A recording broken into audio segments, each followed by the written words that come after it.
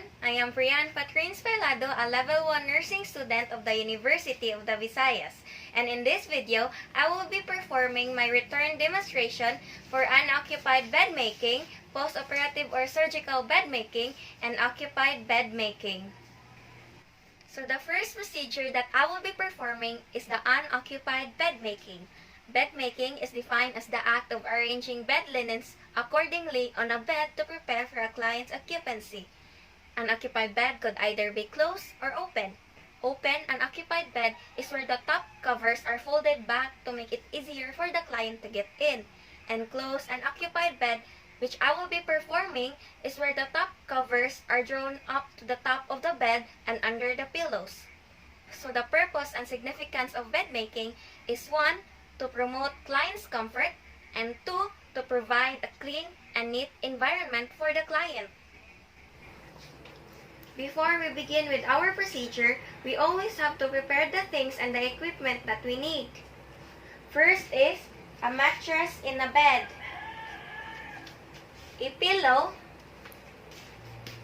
a folded bottom sheet, plastic draw sheet, cotton draw sheet, top sheet, pillowcase, face towel, bath towel, patient's gown, bath blanket, a linen bag hamper, and a package of sterile gloves and a face mask for protection. Now, let's begin with the unoccupied bed making procedure. The first step is to assemble your equipment. Prior to the procedure, equipment must be gathered and arranged according to use in order to save time and effort, to avoid stockpiling of unnecessary extra linen, and to perform systematically. Next is to place a chair or bedside table near the bed. This is to provide a space where you could place the linens and pillow during the performance of the procedure. Next is wash your hands. This is to avoid contamination and possible transmission of microorganisms from the hands to the linens.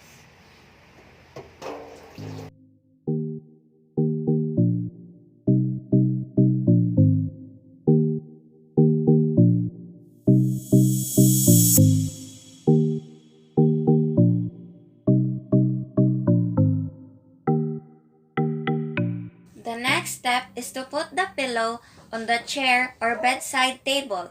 This is to have a bed free of any obstruction, making it accessible to carry out the procedure and to ensure that the pillow is placed in a clean and contaminated surface.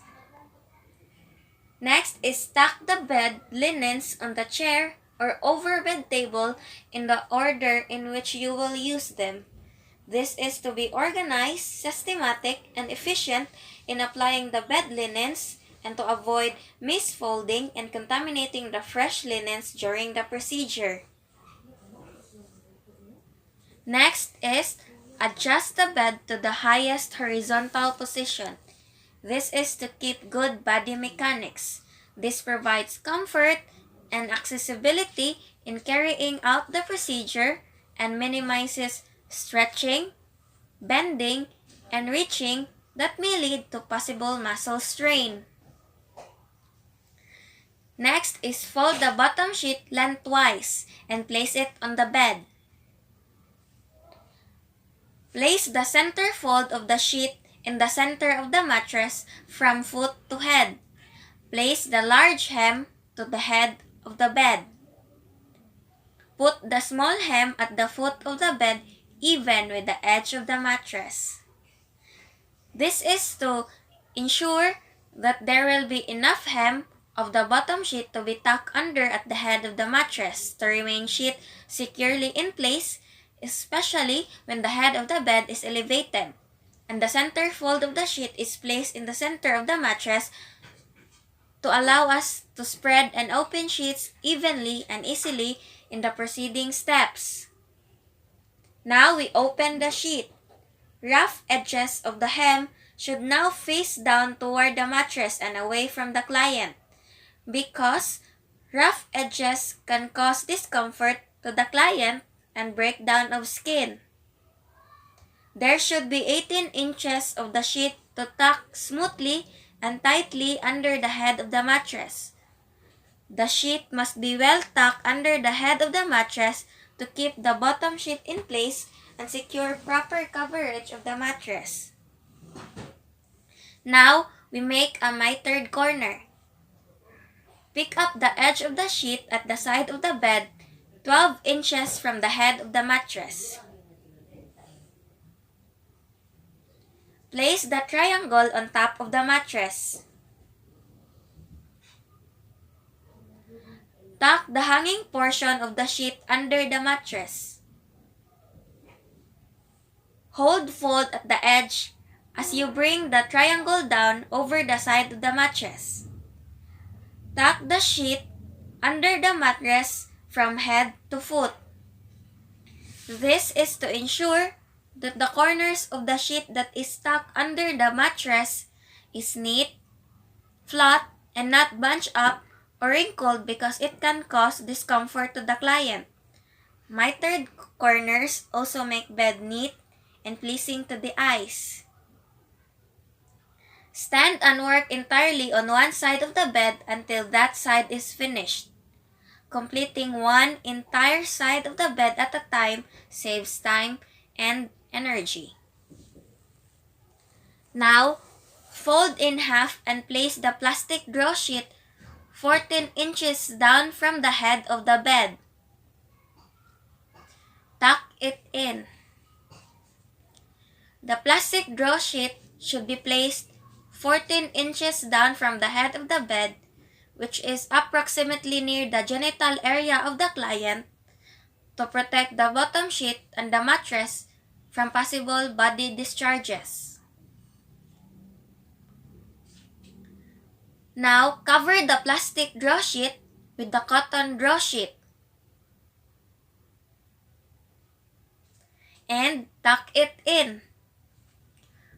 The cotton draw sheet layers the plastic draw sheet with a soft and dry surface, making sure that the client will feel comfortable in bed. Now, fold the top sheet lengthwise and place it on the bed.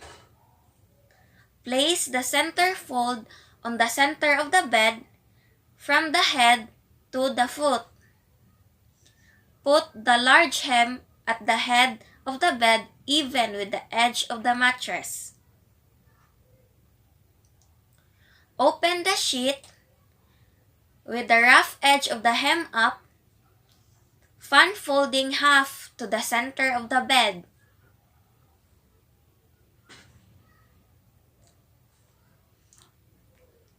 Tightly tuck the sheet under at the foot of the bed.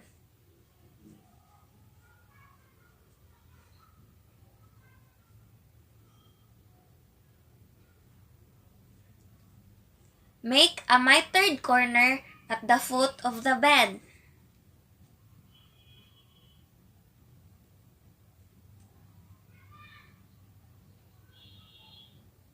Do not tuck it in at the side of the bed.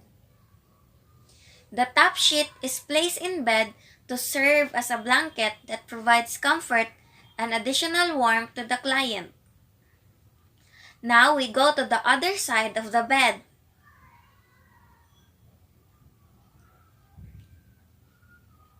Start with the bottom sheet.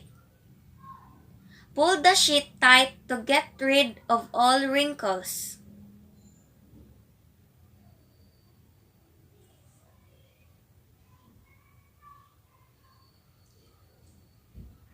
Miter the top corner.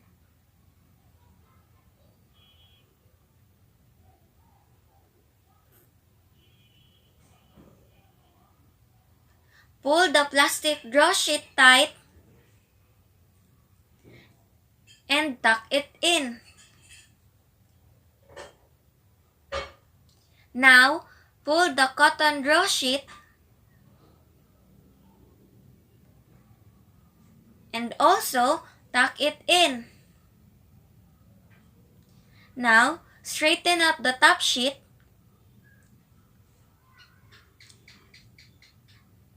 Making a mitered corner at the foot of the bed.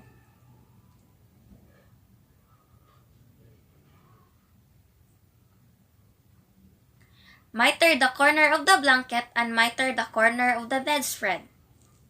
These steps complete covering the other half of the bed so that sheets would be uniform in both sides. Wrinkles can cause discomfort to the client, so we have to make sure that each sheet is stuck tightly and smoothly. Now, make the cuff. Fold the top hem of the spread under the top hem of the blanket.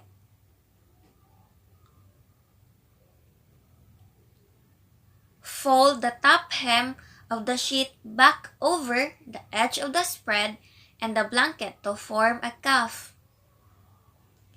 A cuff on the sheet makes it easier for the client to pull the covers up. Now, we put the pillowcase on a pillow. Hold the pillowcase at the center of the end seam. With your hands outside the case, turn the case back over your hand. Grasp the pillow through the case at the center of one end of the pillow. Fit the corner of the pillow into the seamless corner of the case. Bring the case down over the pillow. And fold the extra material from the side seam under the pillow. And place the pillow on the bed with the open and away from the door. This is because putting the pillowcase in this manner minimizes shaking the pillow on the linens and avoids contamination and transfer of microorganisms from the uncovered pillow to the fresh linens. A smoothly fitting pillowcase is more comfortable than a wrinkled one. And the open end of the pillow always goes away from the door so that a nice seam edge will be displayed when a client walks in the door. Now we adjust the bed to its lowest horizontal position. This makes it easier for the client to get into and out of the bed. And lastly, wash your hands. Washing hands removes bacteria and microbes in our hands. This protects the nurse and the client and prevents possible transmission of microorganisms. Now I am done with making a closed and occupied bed. Now I will be performing the second procedure, which is the postoperative or surgical bed making. Postoperative bed can also be called surgical, ether, anesthetic, or recovery room. It is used for patients returning from postoperative recovery room. The purpose and significance of surgical bed making is 1. To receive postoperative client from surgery, 2. To ensure patient safety, and 3. To promote patient comfort. Before we begin with our procedure, we always have to prepare the things and the equipment that we need. First is a mattress in a bed, a pillow, a folded bottom sheet, plastic draw sheet, cotton draw sheet, top sheet, pillowcase, face towel, bath towel, patient's gown, bath blanket, a linen bag hamper, and a package of sterile gloves and a face mask for protection. Now, let's begin with the surgical bed making procedure. The first step is assemble your equipment for making a closed bed with the addition of a blanket and 2 cotton bath blankets. Prior to the procedure, Equipment must be gathered and arranged according to use in order to save time and effort, to avoid stockpiling of unnecessary extra linens, and to perform systematically. Next is wash your hands. This is to avoid contamination and possible transmission of microorganisms from the hands to the clean linens. Now we adjust the bed to the highest horizontal comfortable working position. Lock the bed in place. This is to keep good body mechanics. This provides comfort and accessibility in carrying out the procedure and minimizes stretching, bending, and reaching that may lead to possible muscle strain. Now we strip all used linen from the bed and place it in the laundry bag if the bed is previously occupied. We strip all used linen carefully and place it in the laundry bag to avoid possible spread of contamination and transmission of microorganisms.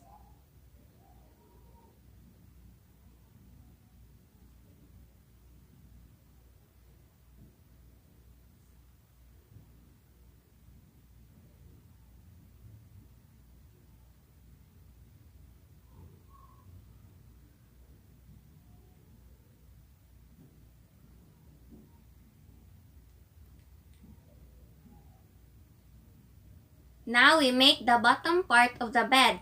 This is to provide partial bedding to the mattress.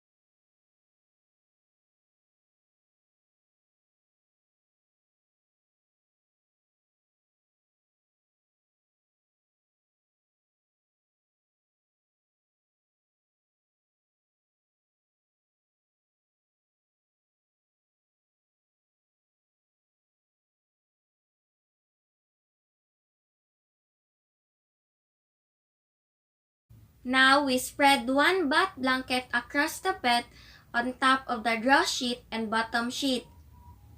The bottom end of the bath blanket should be even with the foot of the mattress.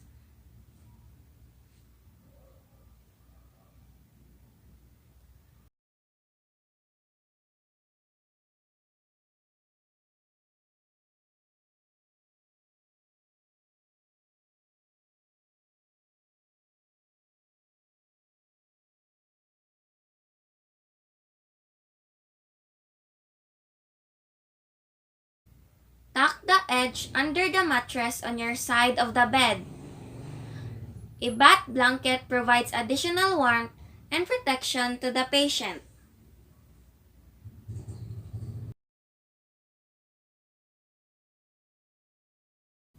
Now we spread the second bath blanket across the bed.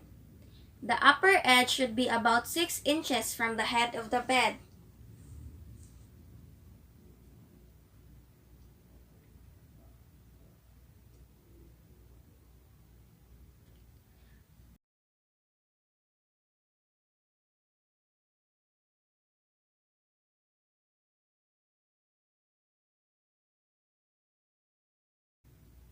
The second bath blanket also provides additional warmth and protection to the patient after surgery.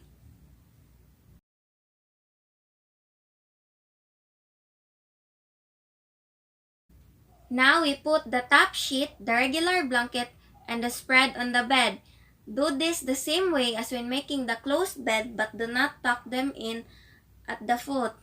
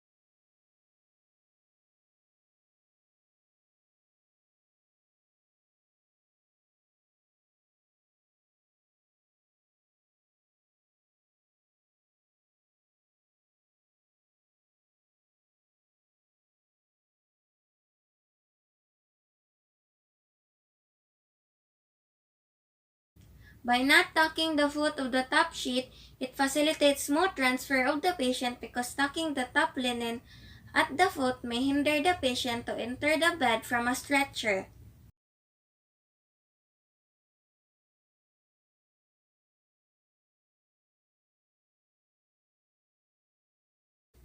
Now we make the cuff the same as for the open bed, except you fold the blanket over the cuff. A cuff on the sheet makes it easier for the patient or the nurse to pull the covers up.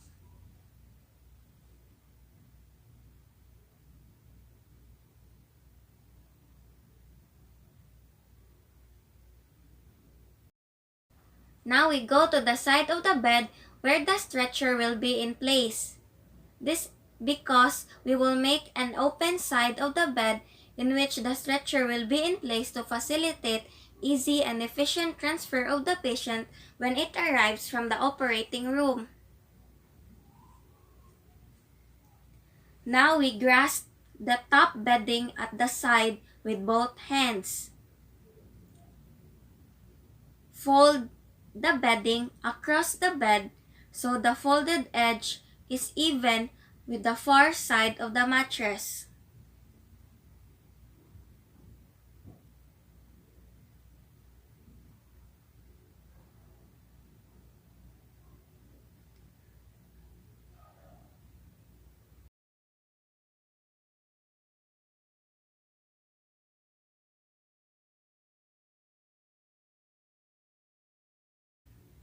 Again, fold the bedding to the edge so it is twice folded onto itself.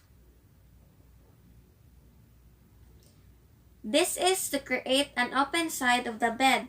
The open side of the bed is more convenient for receiving the patient than the closed side. By folding the linen at the edge, we can now readily cover the patient with the blanket when it is transferred into the bed.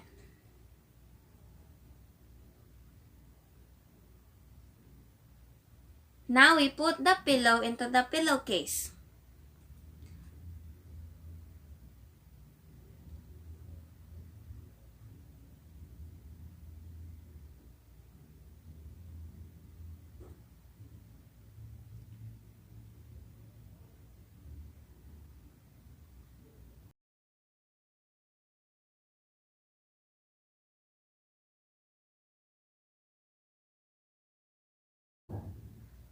Put the pillow upright against the headboard. Pillow must be put into a pillowcase to prevent cross-contamination, and it is placed upright against the headboard because it is not used by patients after surgery since they are required to lay flat in bed to prevent spinal and headache. This also avoids any obstruction during the transfer of client into the bed. Now we move the bedside table, chair, and any other furniture out of the way.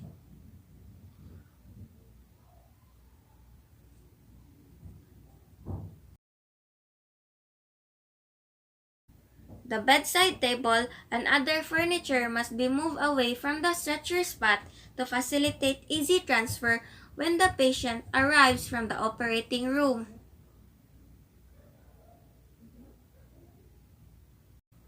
Now we remove everything from the bedside table except a box of tissues and an emesis basin.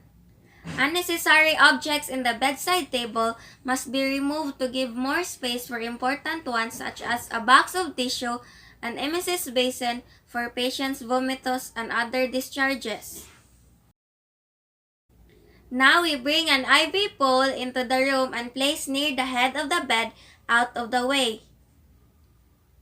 The IV pole serves as a stand where we can hang the IV fluids for the patient. It must be placed near the head of the bed so it would be accessible for the nurse to check and so it would not block the way when the patient is being transferred. Now we position the surgical bed to match stretcher height. This is to facilitate the transfer of patient from the stretcher to the surgical bed properly and easily without putting client in a difficult and uncomfortable position. And lastly, wash your hands. Washing hands removes bacteria and microbes in our hands. This protects the nurse and the patient and prevents possible transmission of microorganisms.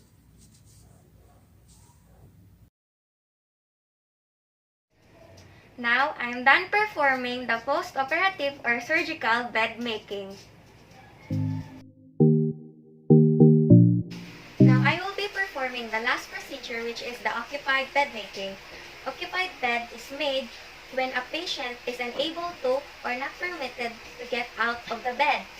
The purpose and significance of occupied bed making is 1. To conserve the client's energy and 2. To promote client's comfort. Before we begin with our procedure, we always have to prepare the things and the equipment that we need. First is a mattress in a bed, a pillow, a folded bottom sheet, plastic draw sheet, cotton draw sheet, top sheet, pillowcase, face towel, bath towel, patient's gown, bath blanket, a linen bag hamper, and a package of sterile gloves and a face mask for protection. Now I will be performing the occupied bed making procedure. The first step is to assemble equipment in the order in which it will be used and place on a chair near the bed. Prior to the procedure, equipment must be gathered and arranged according to use in order to save time and effort, to avoid stockpiling of unnecessary extra linens, and to perform systematically. Organization facilitates accurate skill performance. Next is check client's identity. Good morning, sir. Ang sa ganito mong name? Aldrin Tumpar, ma'am. Okay, thank you. This is to ensure that you are carrying out the procedure with the correct client and to assess client's condition and necessities. Next is tell the client you are going to make the bed. Sir, mag-ilis ra ba ko ron sa imong bed linens? Okay, ma'am. Thank you. Explaining the procedure and providing information to the client fosters trust and cooperation. Provide privacy. Providing privacy is the client's basic right. By respecting this, we can establish rapport and promote client's comfort and participation. Next is wash hands and put on clean gloves. Hand washing and wearing gloves prevent contamination and possible transmission of microorganisms. This protects both the nurse and the client.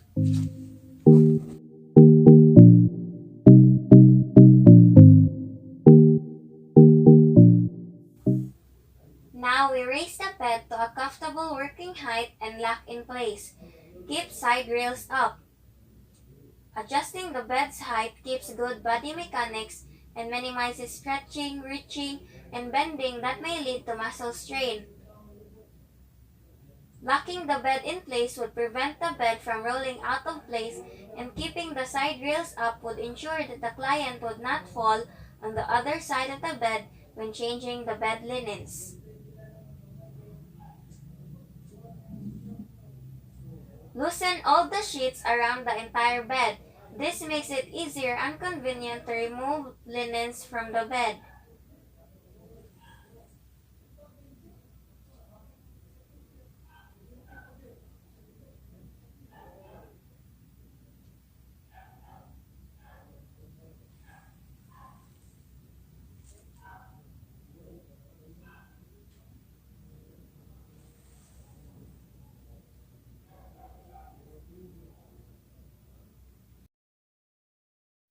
Next is cover the client with the bath blanket by placing it over the top sheet.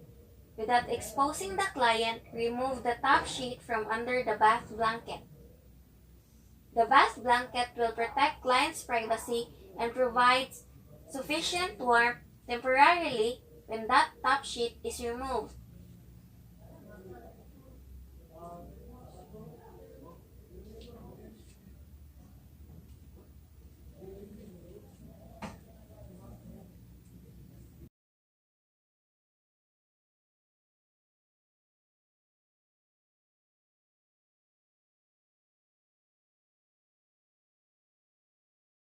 Next is raise and lock bedside rails. This is to ensure the safety of the client while carrying out the procedure. Side rails protects clients from falling and allows them to support themselves in the side lying position. Since this bed has no side rails, I will be using a chair as an improvised side rails.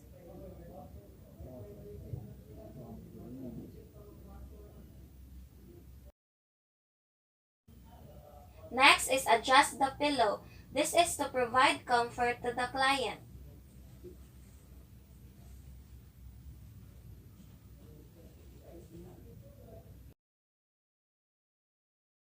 Help client turn towards side rail. Moving the client as close to the other side of the bed as possible gives the nurse more room to make the bed.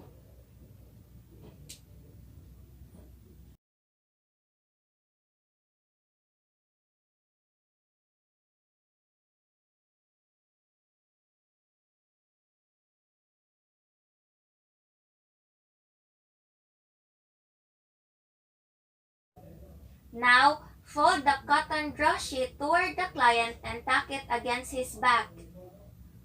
Placing folded cotton draw sheet close to the client allows more space to remove the underlying sheets.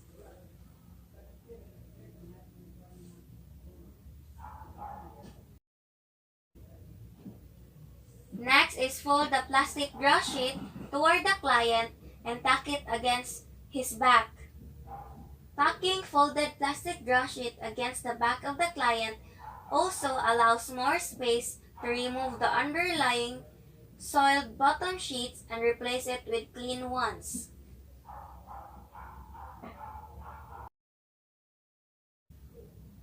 Next is fold and tuck bottom sheet against his back. Doing this leaves the near half of the bed free to be changed.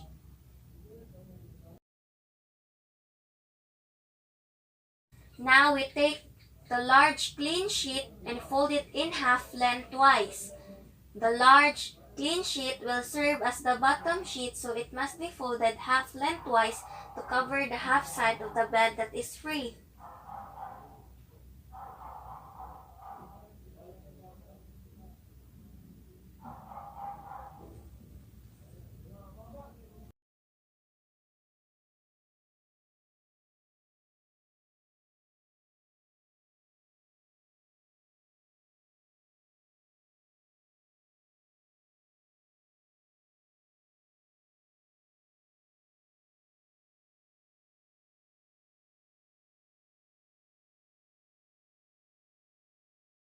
Place the sheet on the bed still folded with the fold running along the middle of the mattress.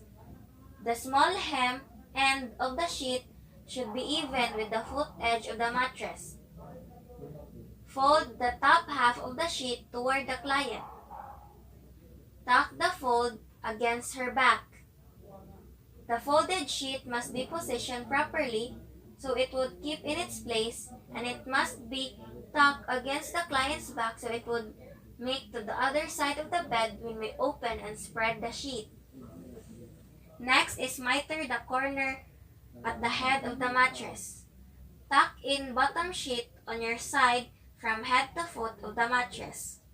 This is to ensure that the sheet is applied neatly and smoothly and free from wrinkles to ensure that the client is comfortable in bed.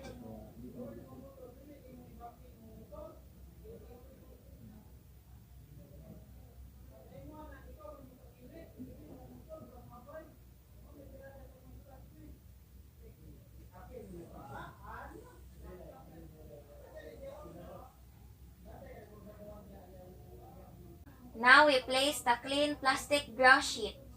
Fold the top half toward the client, tucking the fold against her back.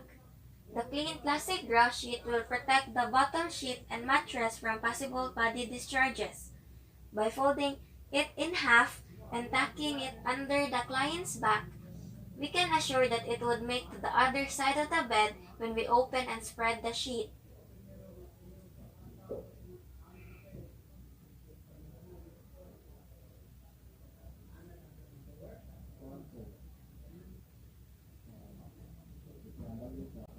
Next is place the clean cotton draw sheet over the plastic sheet. Fold it in half. Fold the top half toward the client, tucking the folds under his back as you did with the bottom sheet. Tuck the draw sheet under the mattress.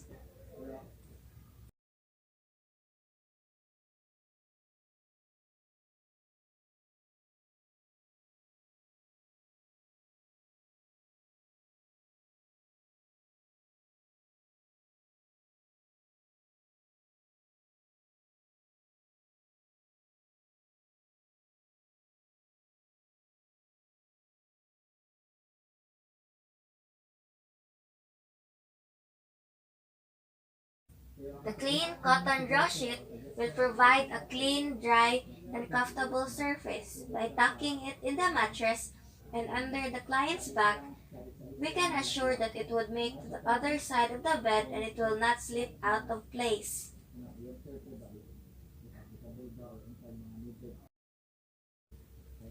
Now we adjust the pillow on your side and help client turn towards you.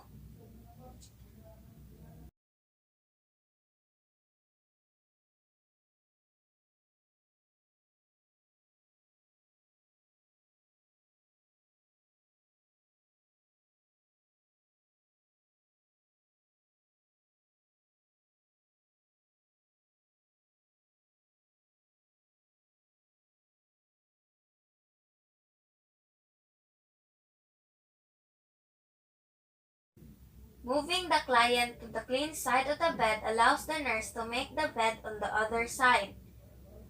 Adjusting the pillow is for the client's comfort.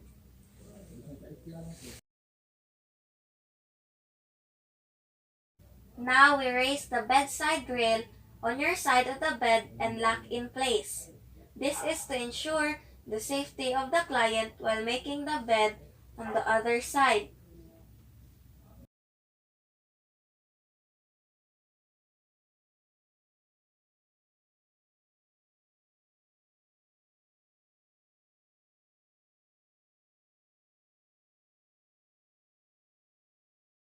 Since this bed has no side rails, I will be using a chair as improvised side rails.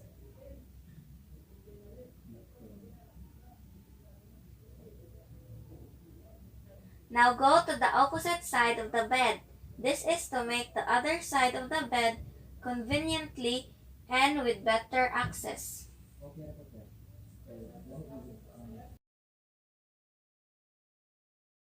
Roll or assist client over hump onto clean sheet.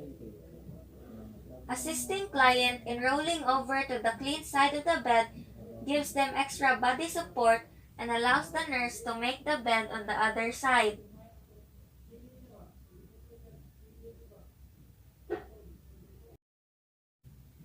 Remove the old bottom sheet and cotton draw sheet from the bed. Pull the fresh bottom sheet toward the edge of the bed. Tuck it under the mattress at the head of the bed and make a mitered corner.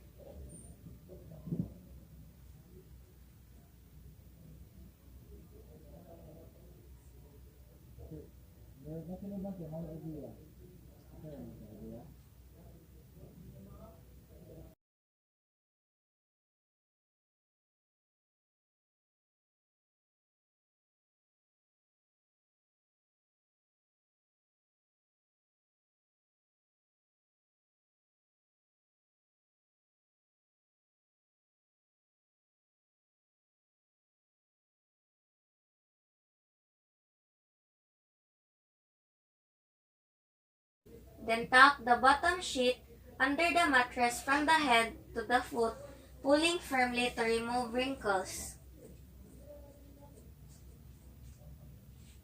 Old sheets must be removed from the bed because they are contaminated, and the clean bottom sheet must be tucked tightly and smoothly because wrinkled linen can cause skin irritation and discomfort to the client. Pull the plastic draw sheet and clean draw sheet toward you.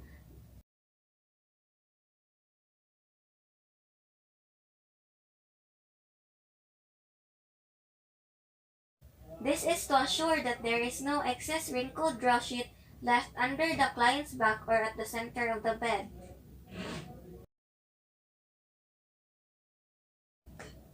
Then, one at a time, tuck the draw sheets under the mattress along the side. This is to keep the draw sheets firmly secure without slipping out of place and to provide proper coverage of the mattress.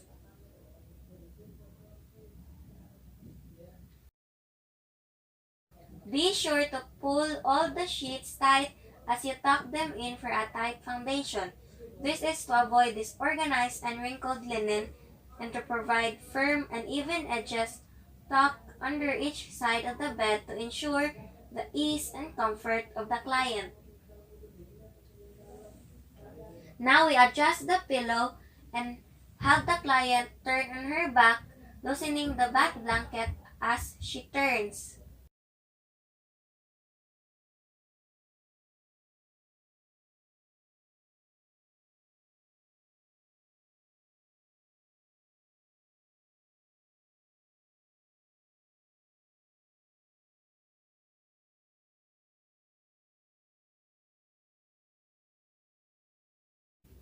We now turn the client on her back because we have completed applying the partial bed linens on both sides of the bed, and we now have to change the top sheet. Adjusting the pillow is again a comfort measure for the client.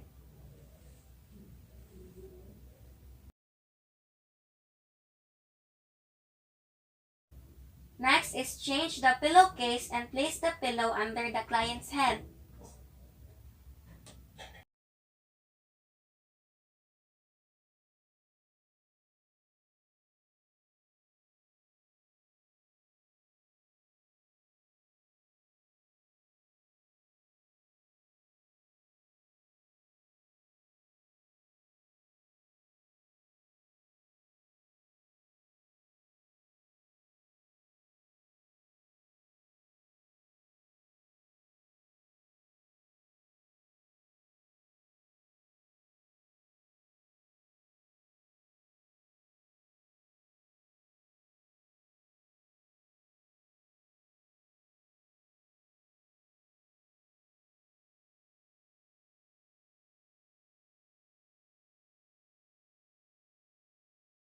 The old pillowcase is already contaminated. A fresh, clean, and smoothly fitting pillowcase is more comfortable than a wrinkled or used one. We must also make sure to support the client's head in removing and returning the pillow.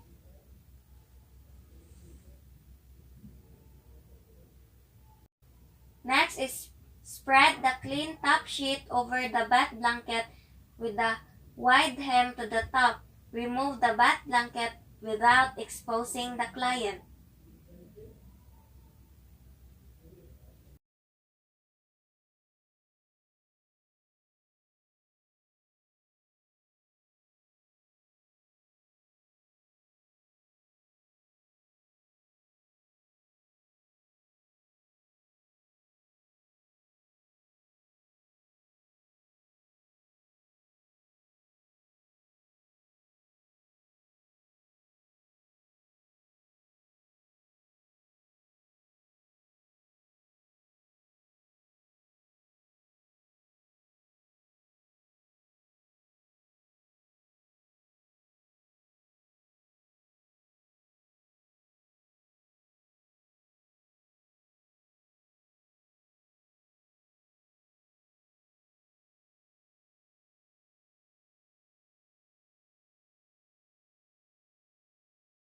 The clean top sheet must be placed over the bath blanket to ensure the client's privacy during the removal of the bath blanket. This would also keep the client warm and comfortable.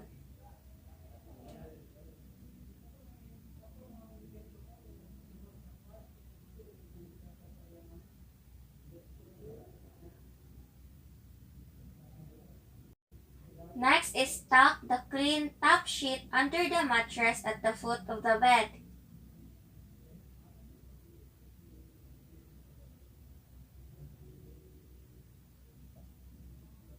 Miter the corners of the sheet.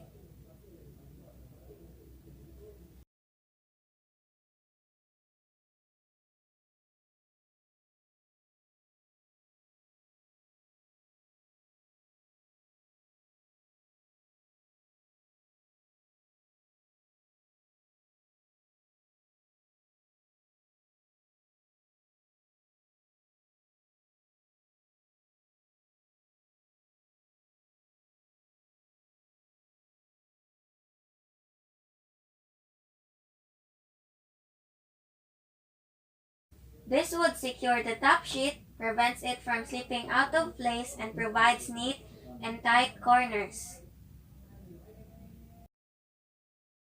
Next is spread the blanket over the top sheet.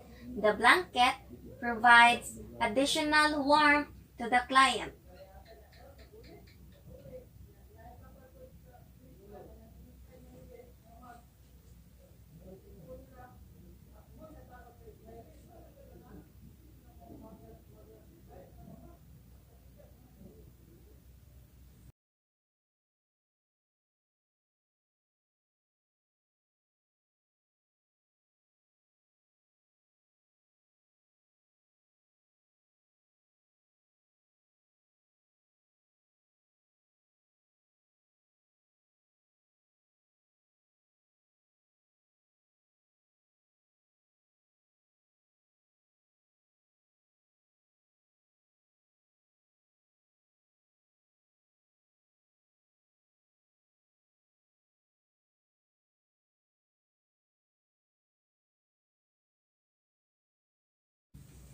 Tuck the blanket in at the foot of the bed.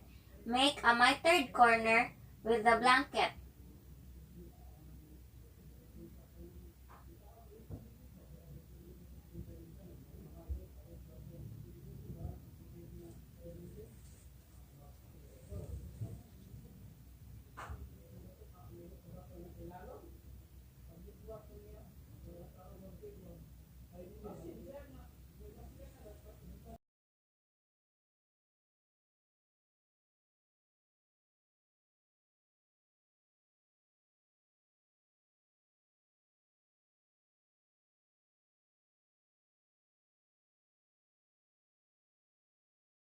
Tucking and mitering would also secure the blanket, prevents it from slipping out of place, and provides neat and tight corners.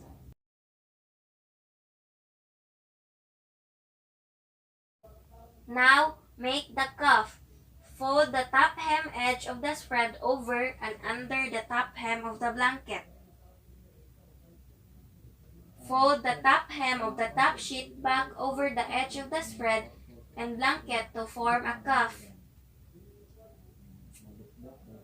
Turn down the rough edge of the hem of the sheet so the client does not come in contact with it. A cuff on the sheet makes it easier for the client to pull the covers up.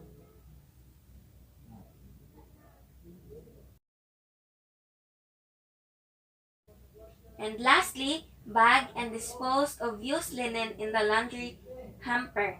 This is to prevent possible spread of contamination and transmission of microorganisms.